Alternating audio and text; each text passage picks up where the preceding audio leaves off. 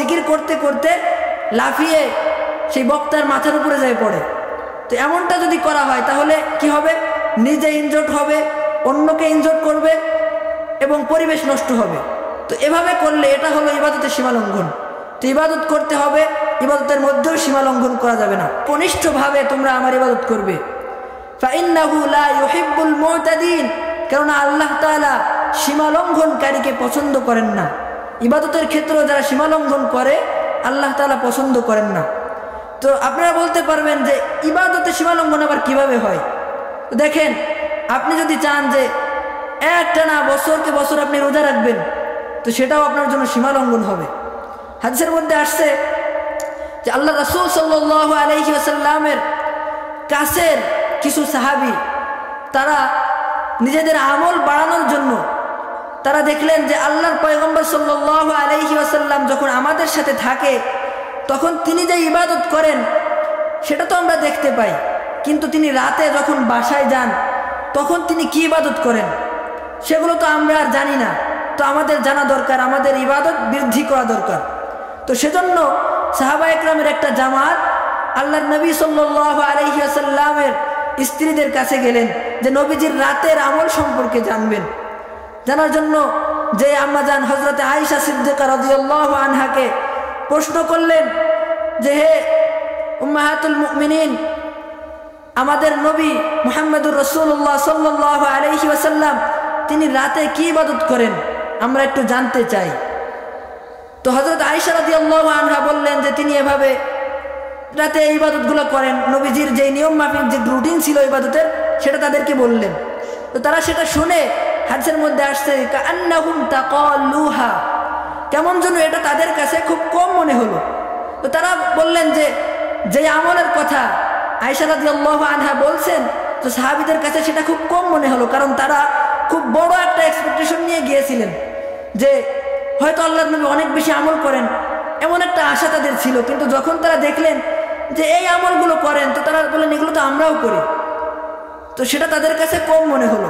তো তখন তারা একজন বলল যে এটার কারণ হলো আল্লাহ তাআলার হাবিব সাল্লাল্লাহু আলাইহি ওয়াসাল্লাম তার তো আদৌতে কোনো গুনাহ নেই।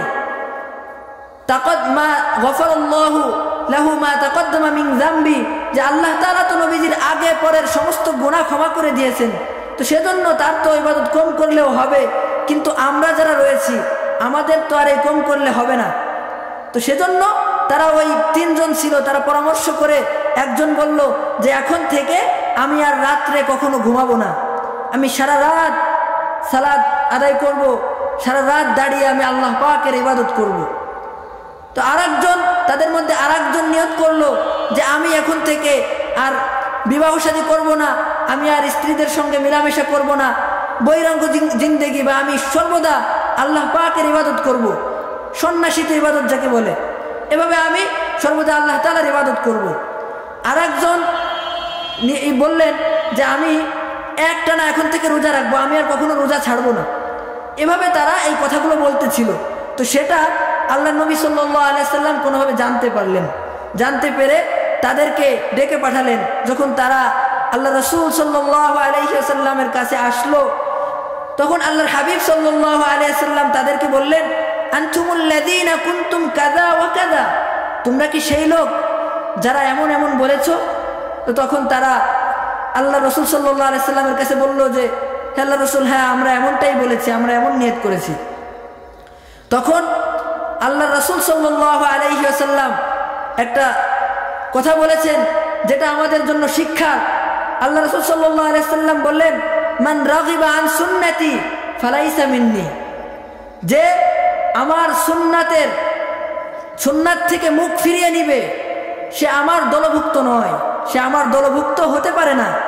কেননা আল্লাহ রাসূল সাল্লাল্লাহু আলাইহি ওয়াসাল্লাম তাদেরকে বললেন ওয়াল্লাহি ইন্নী লাআখশাকুম লিল্লাহি ওয়া আতকাকুম লাহু, নবীজি বললেন আমি আল্লাহ পাকের কসম করে বলছি, ওয়াল্লাহি ইন্নী লাআখশাকুম লিল্লাহ, আল্লাহর শপথ আমি তোমাদের থেকে আল্লাহ তাআলাকে বেশি ভয় পাই এবং তোমাদের থেকে আমি নবী আল্লাহ তাআলাকে বেশি ভালো চিনি। তো সেজন্য আমি আল্লাহকে তোমাদের থেকে বেশি চিনি এবং বেশি ভয় করি। তো আমি তারপরেও তো রাতে ঘুমাই, আবার কিছু অংশ আমি ইবাদত করি। তো এতে তো আল্লাহ তাআলার প্রিয় হতে আমার কোনো সমস্যা হয় না। আমার তো 11 জন স্ত্রী, আমি তো সকলের সাথে মেলামেশা করি, এতেও তো আমার আল্লাহ পাকের প্রিয় হতে কোনো সমস্যা হয় না। আমিও তো মাঝে মাঝে রোজা রাখি, আবার মাঝে মাঝে আমি ইচ্ছা করে রোজা ছেড়ে দেই, তো এতেও তো আমার আল্লাহ পাকের প্রিয় হতে কোনো সমস্যা হয় না। তো সেজন্য যে ব্যক্তি আমার সুন্নাতকে উপেক্ষা করবে ফালাইসা মিন্নি, নবীজি বলেন সে আমার দলভুক্ত নয়। তো সেজন্য ইবাদতেও সীমালঙ্ঘন করা যাবে না। আরও ইবাদতে সীমালঙ্ঘন আছে। এখানে আমি ওয়াজ করতেছি, এখন আপনি যদি জিকির করেন বা জিকির করার সময় যদি খুব উচ্চ আওয়াজে জিকির করেন যাতে অন্যের কষ্ট হয়, বা অনেক জায়গায় বিভিন্ন ভিডিও ক্লিপসে দেখা যায় যে জিকির করতে করতে লাফিয়ে সেই বক্তার মাথার উপরে যায় পড়ে। তো এমনটা যদি করা হয় তাহলে কি হবে? নিজে ইনজোর্ড হবে, অন্যকে ইনজোর্ড করবে এবং পরিবেশ নষ্ট হবে। তো এভাবে করলে এটা হলো ইবাদতের সীমালঙ্ঘন। তো ইবাদত করতে হবে, ইবাদতের মধ্যেও সীমালঙ্ঘন করা যাবে না।